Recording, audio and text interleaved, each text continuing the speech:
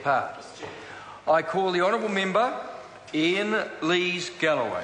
Thank you very much, Mr. Chair. Well, the title of this bill is the Customs and Excise Tobacco Products Budget Measures Amendment Bill. And actually, often what the opposition does in these debates is we offer alternate titles to the bill, what it might more appropriately be named.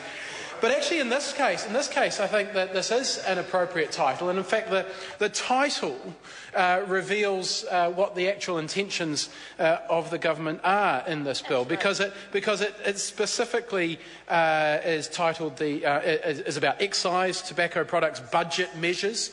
It's a budget measure, and the budget measure, of course, that this bill relates to is trying to find ways to fill the hole left in the government's revenue sources, both through its inadequate work on the economy and through its unaffordable income tax cuts that it made, that it told the nation were going to be fiscally neutral, but have actually left a huge hole in the government's revenue.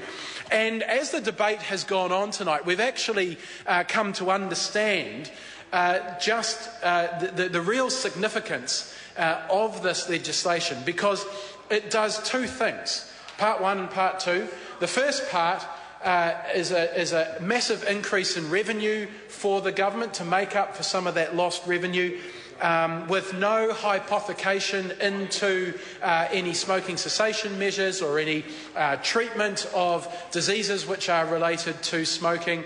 And part two, of course, limits the government's liability for paying out benefits, not just the sickness and invalids benefit, but also pensions, but also payments to people who are caregivers, also people who receive a war pension, a veteran's pension.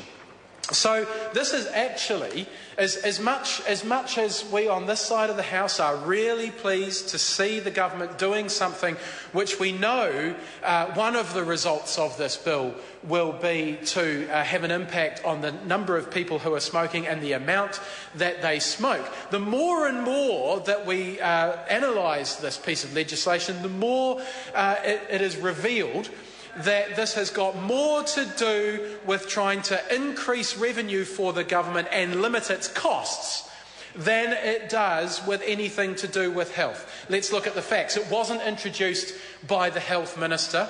It didn't go to the Health Committee. In fact, if it had gone to the Health Committee, perhaps some more of the changes that would have been useful in this bill would have been recommended, because it would have been viewed through the lens of a health initiative, rather than a financial initiative, rather than a tax bill which is simply about increasing revenue and limiting liabilities and costs for the government. So, indeed, the title of this bill and in fact the purpose of this bill as well are absolutely accurate.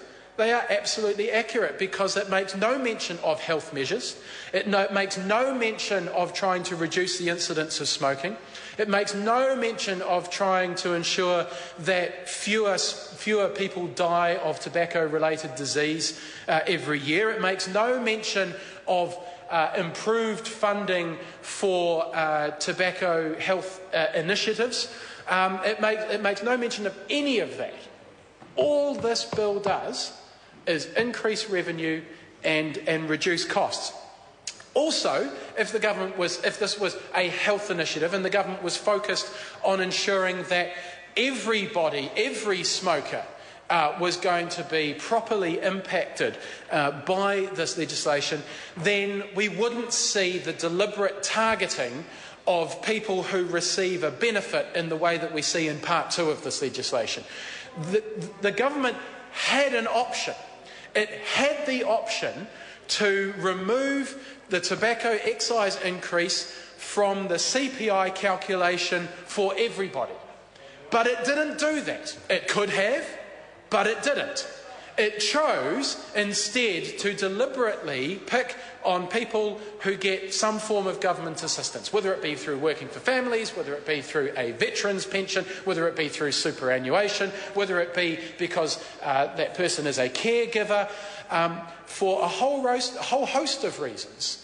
If that money came from the government, then that's the person that the government has chosen to pick on. They did not need to do that. They did not need to do that, Mr Chair, and that's what this bill is all about. Mr Chair. I call the honourable member Dr David